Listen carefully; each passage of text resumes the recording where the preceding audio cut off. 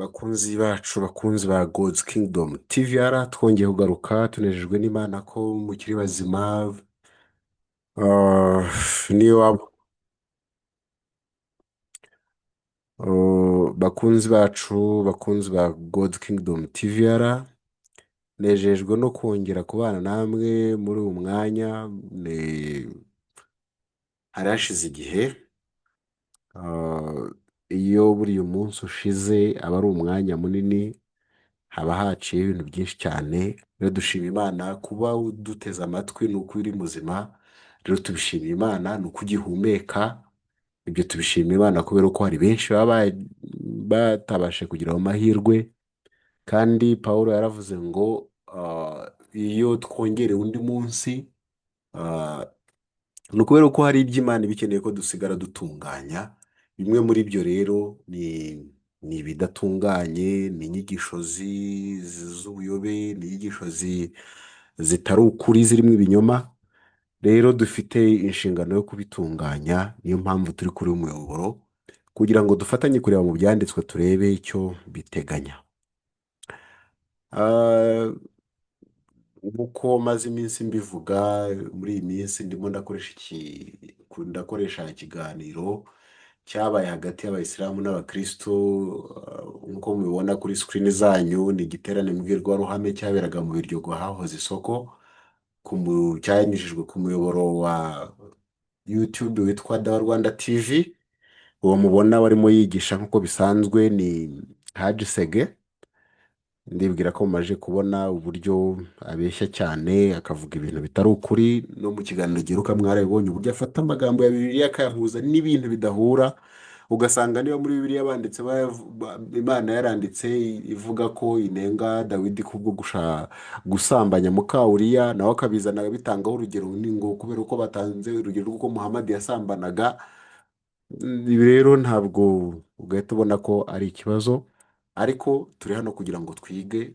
Ntabwo tugambiriye kugira uwo ari we wese dutera amabuye, oya. Ahubwo tugamije kureba ko mu byo twigishwa harimo kuri. Reka rero n'uyu munsi nkomerezeho twumve ibyo atubwira, hanyuma dukore komantere. Ndumva uyu munsi ntifuza gutinda cyane.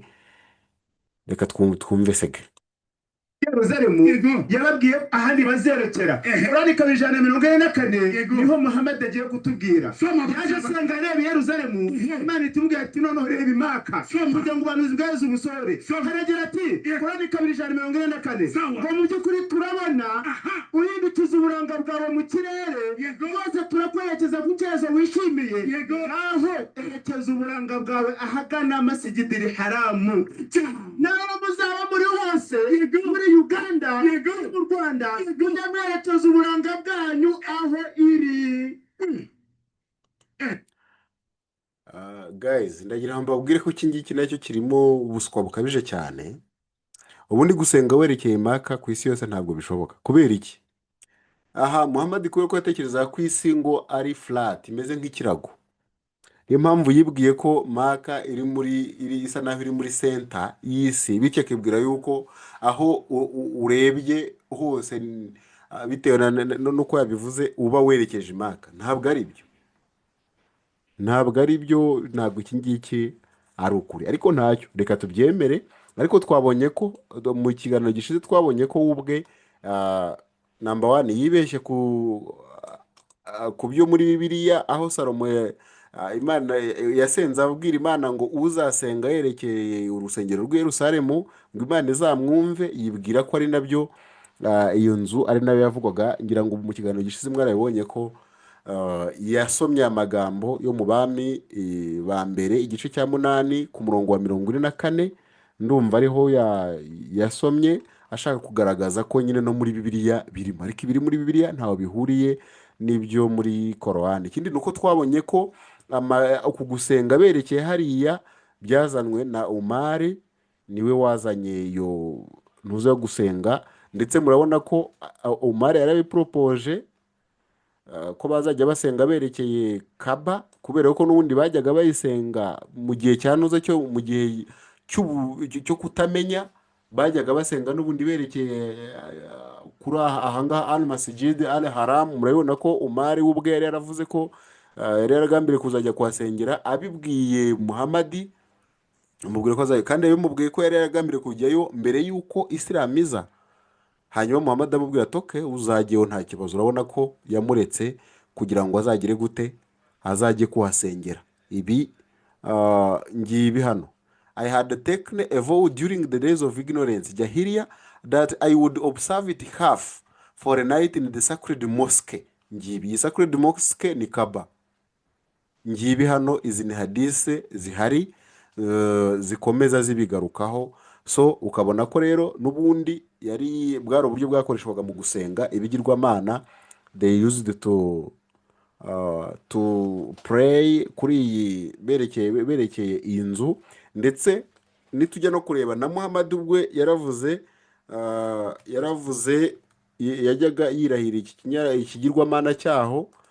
Nindamuka nkoze iyi sace muraza kubibona aho hari hadith sahih igaragaza uburyo Muhammad yashinjwe kugira gute, gusenga ibigirwamana. Ngiyi sahihi Darussalam, aho yajyaga asenga ngo by the Kaaba you are setting up rivals and associating others with him. Aha ni umuyahudi wari ubimushinje, kubera ko ngo yajyaga arahira ngo by Allah wills and you will. Okay, reka nyitangire. You are setting up rivals to Allah and associating others with him. You say whatever Allah wills and you will. Urumva icyambere yamushinje nuko avuga ngo icyo arashaka nicyo Muhammad nawe bwageze gute ashaka. Icyo ni icyambere kivuga yuko umuntu arimo agize gute ababangikanya Imana. None ikindi cya kabiri yamushinje, and you say by the Kaaba. So the prophet commanded them, if they wanted to swear an oath, to say by the Lord of the Kaaba, and to say whatever Allah wills, then what you will. Murabibona ko ahangaha Muhammad nawe yajyaga asenga yerekeye hariya ahantu yajyaga yerekeye asenga yerekeye ya Kaaba. So byari bihasanzwe, ntabwo ari ibishya. Korani ibi Muhammad yaje byari bisanzweho. Reka dukomeze twumve ibyo Sege atubwira, kandi ibi ntabwo ari ubwa mbere byari bibaye. Ushobora kwibaza ugatekereza yuko hano turimo guhimba ibintu, ariko ndagira ngo mbabwire ko ugiye no kureba Muhammad yagiye afata ibintu by'abantu benshi cyane. Hari uwitwa Abdullah bin Salam. Reka nkore search hano, 3 things, noneho twandikemo Abdullah bin Salam. Nitwandikamo gutya murabibona ko mu gihe cye uyu ngo yigeze kubwira Muhammad ato, mbwira ibintu bitatu kugira ngo joining Islam, mbwira ibintu bitatu bizwi n'umuhanuzi wenyine. Sibyo, ibintu bitatu bizwi n'umuhanuzi wenyine n'abahanuzi bonyine. Reka nze turebe.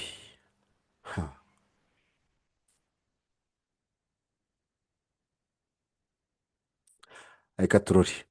Murabona hano narrated Anas, kandi iyi muze kureba hano hasi ni Sahih al-Buhari 39-38 hadith.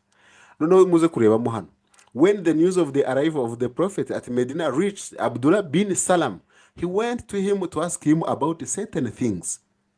He said, I am going to ask you about 3 things which only a prophet can answer. What is the first sign of the hour? What is the first food which the people of paradise will eat? Why does a child attract the similarity to his father or to his mother? The prophet replied, reka mbanze nsobanure ngo aha inkuru yuko Muhammad yageze i Madina, ngo yageze kuri Abdullah bin mwene Salam, ngo aragenda aramubaza ngo mubaza ku bintu bitandukanye, ngo yaramubajije ngo icya mbere ngiye kukubaza ibintu bitatu.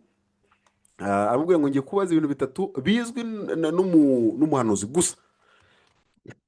Umuhanuzi ngo ariwe ubasha kubisubiza. Aramubaza ngo icya mbere ni ni ikihe kimenyetso cya mbere cy'imperuka cy'imperuka cy'isaha y'imperuka. Icya kabiri ngo ni ibihe byo kurya abantu bo mu ijuru bazarya.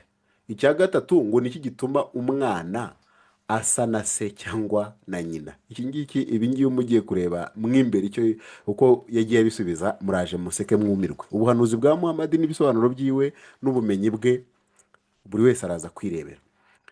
Ngo intumwa Muhamadi nyine arasubiza ngo Gabriel has just now informed me of that. Ubu marayika Gabriel amaje kubimbwira. Ibn Salam said, Gabriel is the enemy of the Jews amongst the angel. Ngo ahita amubwira ati Gabriel ni umwanzi w'iki? Ni umwanzi w'abayahudi mu bamarayika.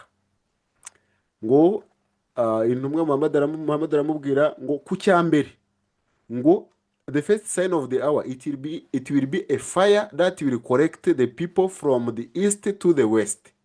Ngo bizaba ari umuriro uzagira gute? Uzaterura abantu ngo bakuye mu burasirazuba ubajyana iburengerazuba.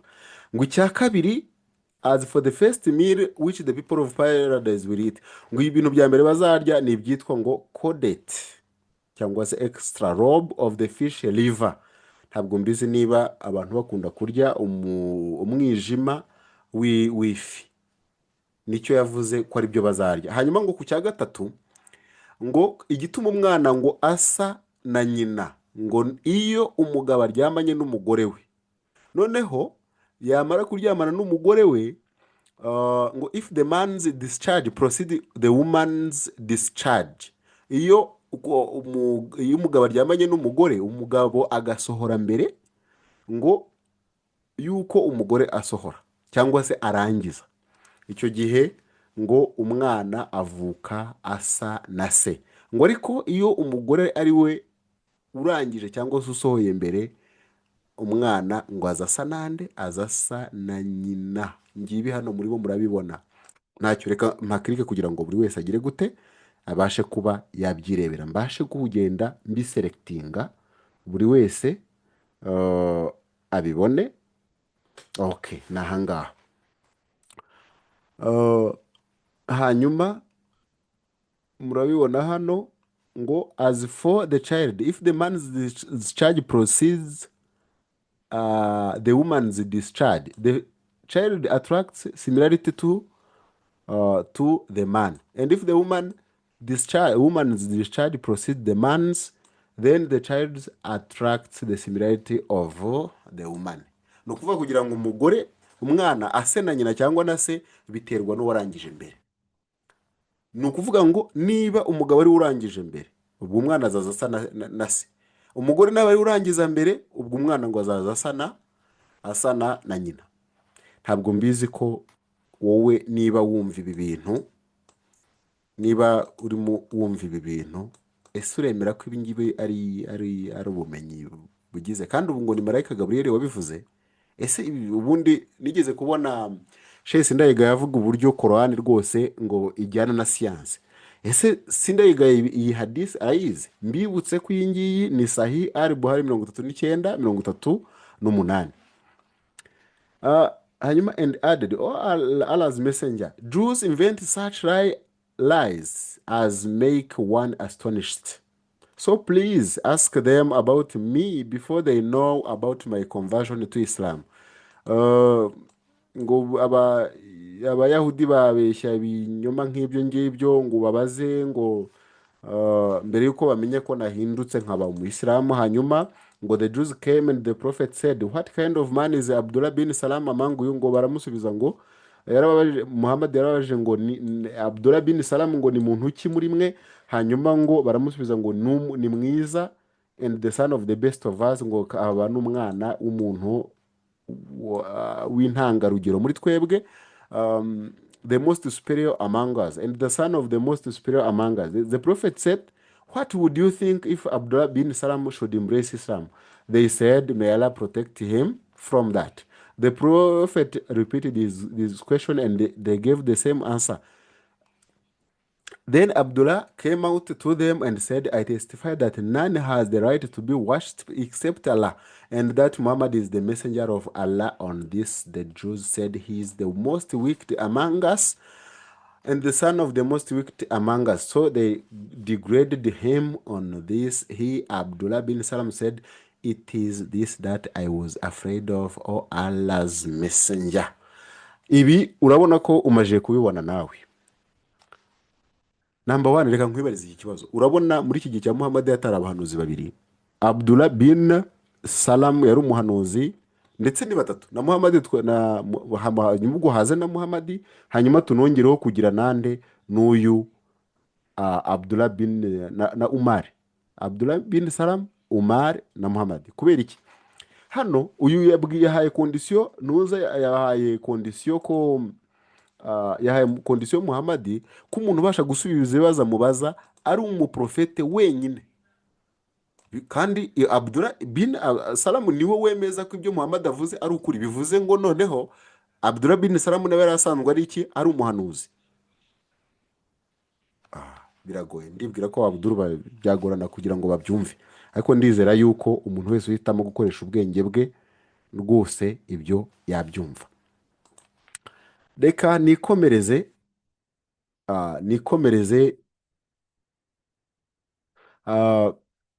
mvuga ku bintu bitandukanye. Murabona ko ibi ari ibyo Umar yagiye yemeranya na Allah.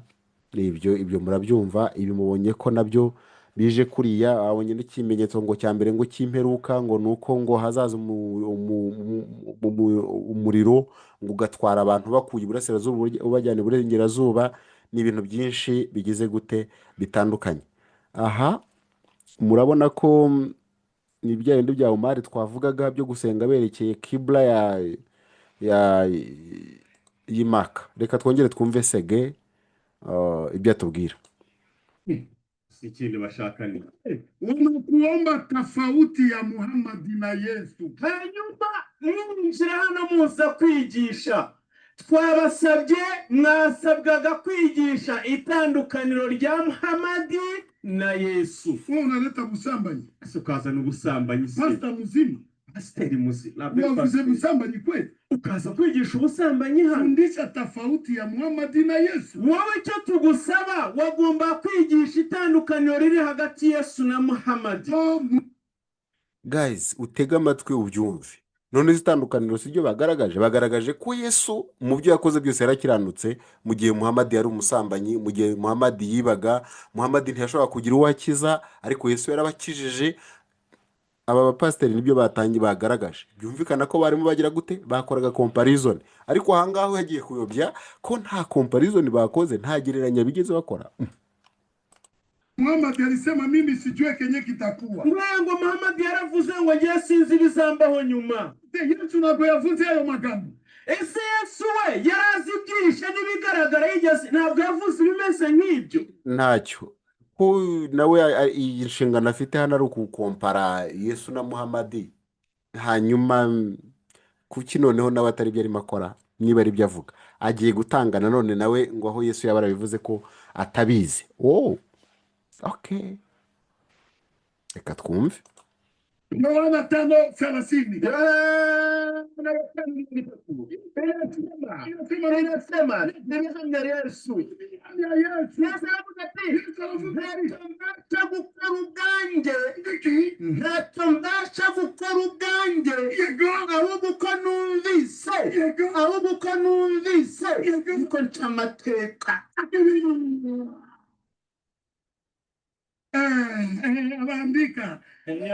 Yanditse Allahu Akbar. Tofauti ya Muhammad na Yesu. itandukaniro rya Yesu na Muhammad. Sisi Waislamu Twebwe Abayisilamu tunakubali kama Yesu ni mtume wa Mwenyezi Mungu. twemera 100% yuko Yesu ari intumwa y'Imana. Yohana 17:3. Ndetse Yohana 17:3. Sisi hatumtukane Yesu. Twebwe ntabwo tuzatuka Yesu kuko twaba tuvuye mu Buyisilamu turamutse tumututse. Sababu Yesu ni Muislamu. Kubera yuko Yesu ni Umwisilamu mugenzi wacu. Muislamu atatukana mtume wa Mungu, Umwisilamu wese wakinisha gutuka intumwa y'Imana, itakuwa ngumu wewe kuingia peponi. ni ikibazo ntabwo umuntu yakwinjira mu ijuru. Sisi hatuko hapa kwa matusi. Twebwe ntabwo turi hano kugira ngo dutukane. 17:3 Yesu yaravuze ati nyine abavuga gute? ubu nibwo bugingo buhoraho. Ubu nibo bugingo buhoraho. Kumenya ko ari Imana y'ukuri yonyine. Yesu aravuga ko bakumenya. Yesu ari hano ku isi ari kuvuga ko bakumenya ko ari wewe Mana y'ukuri yonyine. Bakamenya n'uwo watumye. Biki? Bakamenya n'uwo watumye. Yego ari we Yesu Kristo. ati. Takbir. Mahakipa. Yatumwe nani? Yatumwe nani? Ni Imana. Tumuulize Yesu. Okay, guys, ngira ngo murangije kubyumva, bamajije kwemera ko uwatumye Yesu ninde, ni Imana. Turebe Yesu uko abivuga. Yohana igice cya 17 bavuze umurongo wa 3, ariko reka duhere ku wa mbere. Narababwiye ngo igihe cyose umuyisilamu aguhereje reference, jujyayo uyisome. Jujyayo uyisome. Hariyo bigeze gutanga ntagiyemo, ntabwo nashatse kubitindaho, ntacyo reka mfatiye. Yesu asabira abigishwa be n'abandi bose bazamwizera. Urabona ko nabazizera Yesu, ntabwo ari abazizera undi.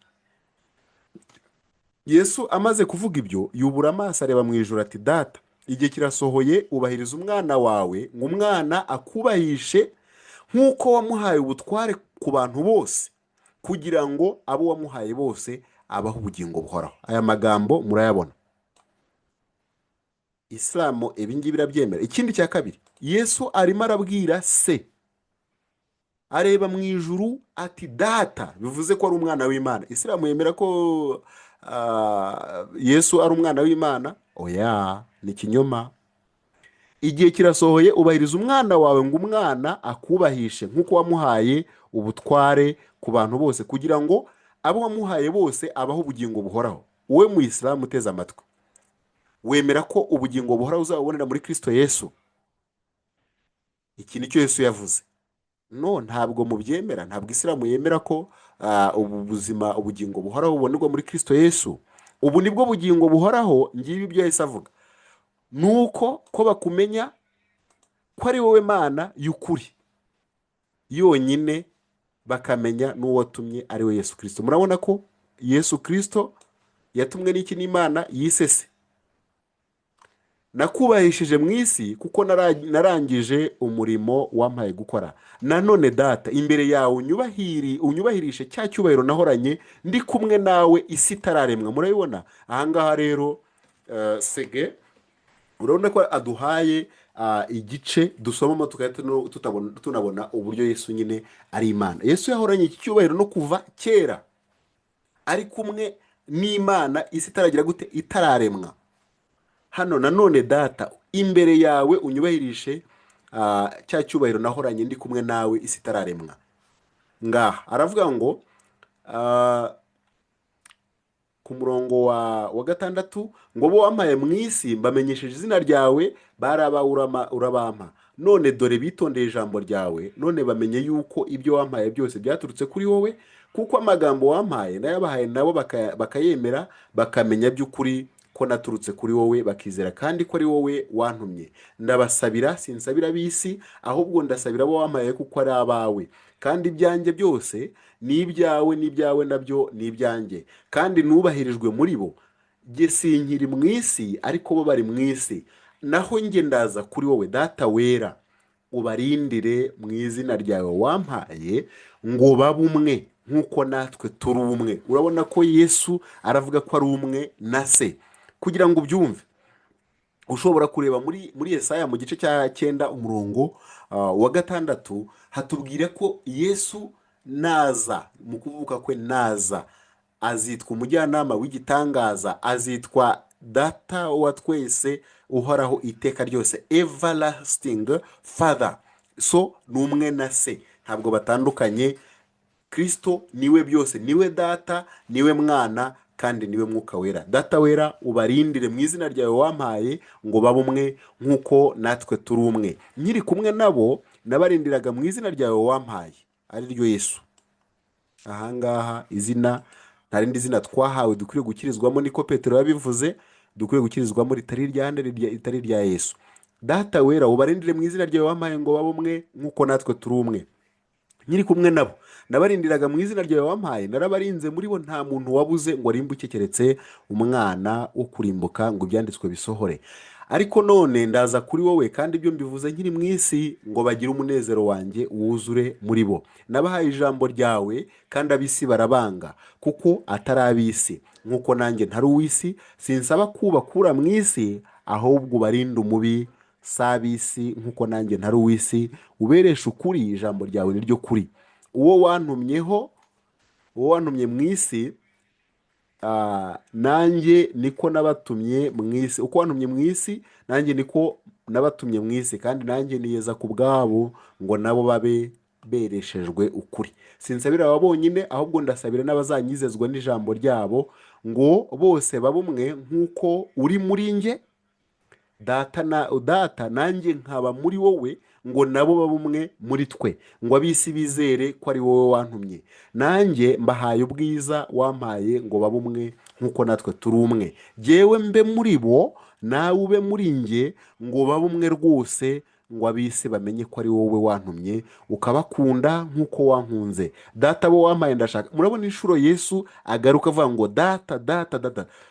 Isilamu ibi ngibi irabyemera?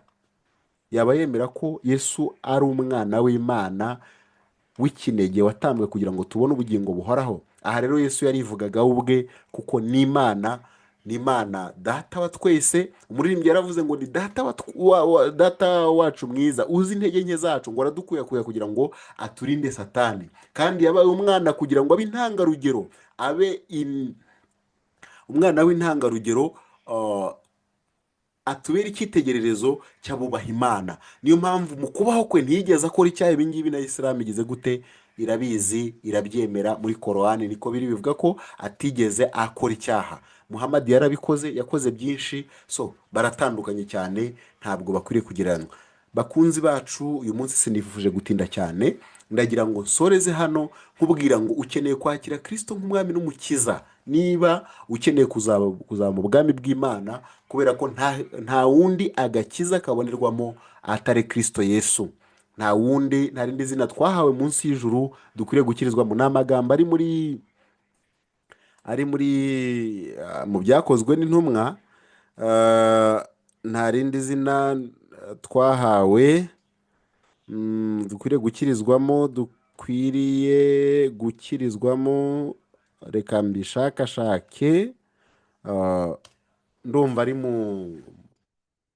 gitabo cy'ibyakozwe n'intumwa. Ngaha Petero avuga kuri aya magambo, yaravuze ngo kandi nta wundi agakiza kabonerwamo, kuko ari nta rindi zina munsi y'ijuru ryahawe abantu.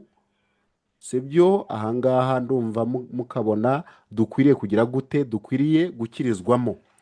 Babonye ubushizi bw'amanga bwa Petero na Yohana, kandi bamenye ko ari abaswa batigishijwe, baratangara, maze bibuka ko babanaga na Yesu. Reka aya magambo ndimunyagira aha. Reka ntacyo turebe, ni hano ku murongo wa aha bari bafashe Petero. Murabona duhere ku murongo wa 8, haravuga ngo Petero yuzuye umwuka wera arababwira ati, batware b'abantu namwe bakuru, uyu munsi turabazwa ibyo twagiriye neza umuntu wari uremaye, kandi turabazwa icyamukijije. Ariko mumenye mwese n'abantu bose bo mu Bisirayeli yuko ari izina rya Yesu Kristo w'i Nazareti, uwo mwabambye Imana ikamuzura, ari ryo ritumye umuntu ahagarara imbere yanyu ari muzima. Izina rya Yesu Kristo niryo ryagiye rikiza abarwayi, niryo ryagiye rizura abapfuye. Ubumana bwari muri yo nibwo bwagiye bukora imirimo n'ibitangaza. Yesu Kristo nta rindi zina abantu twahawe dukwiye gukirizwamo. Yesu niwe buye ryahinyuwe namwe abubatsi, kandi ryahindutse rikomeza imfuruka, kandi nta wundi agakiza kabonerwamo, kuko ari nta rindi zina munsi y'ijuru byahawe abantu dukwiriye gukirizwamo. Mwene data rero ndakubwira neza yuko nta handi agakiza kabonerwa uretse muri Kristo Yesu. Ibindi abigisha bagenda bakakubwira ni ibinyoma. Ababigisha bose ibyo bavuga ni ibihimbano, ni ibintu, nta kintu na kimwe kigaragaza ko Muhamadi yahishuriwe. Nta kintu na kimwe kigaragaza ko Muhamadi ari umuhanuzi, ntacyo. Ukurikije ibinyoma yagiye abeshya, narabivuze ubushize. Twigeze kubonaho amagambo amagambo ari mu itangiriro, amagambo ari mu itangiriro nigeze kuyavugaho mu biganiro bishize. Mu itangiriro igice cya 18, ntabwo ari mu itangiriro, soriho gatoya, ni mu gutegeka kwa kabiri igice cya 18 ku murongo wa 18, aho abayisilamu bakunda kubeshywa ko ari Muhamadi uhanurwagaho. Ariko murebe ukuntu duhereye ku murongo wa 15 havuga, haravuga ngo Uwiteka Imana yawe izabahagurukiriza umuhanuzi. Ariko kamere ku murongo wa 14 haravuga ngo kuko ayo mahanga uzahindura yumvira baragurisha ibicu n'abapfumu, ariko woweho Uwiteka Imana yawe ntigukundira kugenza utyo. Uwiteka Imana yawe izabahagurukiriza umuhanuzi umeze nkanjye, ukomotse hagati muri mwe, muri bene wanyu, azabareba mwumvira. Bizakubera rwose nk'ibyo wasabiye Uwiteka Imana yawe kuri Horebu, kuri wa munsi w'iteraniro, uti sinkongere kumva ijwi ry'Uwiteka Imana cyangwa Imana yanjye, cyangwa kubona uyu muriro mwinshi, ntazapfa. Ndagira ngo mbabwire ko aya magambo, umunsi umwe Abisirayeli basabye kumva ijwi ry'Imana, Imana iramanuka ngo ikubitishe inkuba, bagira ubwoba. Hanyuma ngo nibwo bavuze ngo ntibakongere kumva ijwi ry'Uwiteka Imana yabo, ngo ahubwo Mose ajye agenda ajya avugana n'Imana. Imana nibwo yasezeranye n'abantu bayo, iravuga ngo ubwo mugize ubwoba nzagaruka. Nicyo cyatumye Kristo agaruka yambaye umubiri kugira ngo tumubone. Ariko nabyo byarangiye abantu bamusuzuguye, kubera ko ngo yaje yambaye umubiri, kandi ubumana bwose bwagaragaye muri we. Ibyo Imana yakora mu buzima bwawe bwose Yesu yarabikoze, abikorera kugira ngo byibuze mwizere. Yaje aciye bugufi, Imana yo ubwayo yaje iciye bugufi. Uwiteka arambwira ati ibyo bavuze babivuze neza, nzabahagurukiriza umuhanuzi umeze nkawe, ukomotse muri bene wabo. Nzashyira amagambo yanjye mu kanwa ke, yajya ababwira ibyo mutegetse byose, kandi utazumvira amagambo yanjye, uwo azavuga mu izina ryanjye nzabimuhora. Ariko umuhanuzi uzahangara kwihimbira ijambo ntamutegetse kuvuga, akarivuga mu izina ryanjye, cyangwa akavuga mu izina ry'izindi mana, uwo muhanuzi azapfa. Kandi n'ibibazo uti tuzamenya dute ijambo Uwiteka atavuze? Umuhanuzi navuga mu izina ry'Uwiteka, hanyuma icyo yavuze ntikibe, ntigisohore, icyo kizaba kitavuzwe n'Uwiteka, uwo muhanuzi azaba ahangaye kukihimbira. Rero aya magambo Abayisilamu bakunda kuyakoresha cyane cyane mu murongo wa 18, bakavuga ko ngo hano ari Muhamadi wahanuwe. Ariko si byo, kuko iyo tugiye kubireba, iyo urebye ku murongo wa 15 atwereka neza yuko uyu muhanuzi yagomba kuva mu Bisirayeli. Ikindi cya kabiri, aya magambo acira urubanza Muhamadi, kubera yuko yavuze ngo uzabeshya agahimba ikintu mu izina ry'Uwiteka, nta kabuza azagira gute, azapfa. Muhamadi niko byanamugendekeye, yaje gupfa. Ibi ngibi twarabibonye, kandi anapfa nk'uko nawe yabyirahiriye muri Korani. Bakunzi bacu rero, reka nsoze mbabwira ngo Imana ibahe umugisha ko mukomeje kubana natwe, kandi agira ngo wowe wumve ibiganiro byacu, kora subscribe, kora share, kanda like. Hanyuma niba ntacyo bigutwaye, ukore download, sharing message kuri YouTube channels zawe. Nkunda kubivuga, ntabwo icyatumye Imana iduhagurutsa kugira ngo dukore uyu murimo ntabwo ari views, ahubwo yaduhagurukije kugira ngo tubwire abantu ubutumwa bwiza bwa Yesu Kristo. Yesu niwe ubohora, niwe nzira n'ukuri n'ubugingo, ntawe ujya kwa Data atamujyanye. rero ndagira ngo mbashimire, mukomeze kugira ibihe byiza naho ubutaha. Ab'iki gihe bakeneye ukuri kw'ijambo ry'Imana. Kurikira YouTube channel yacu umenye ukuri kwa Korani, Suna na Bibiliya. Erega kutamenya birica. Kurikira ibiganiro byacu, kanda like, ukore subscribe ndetse ukore share kugira ngo ubisangize abandi.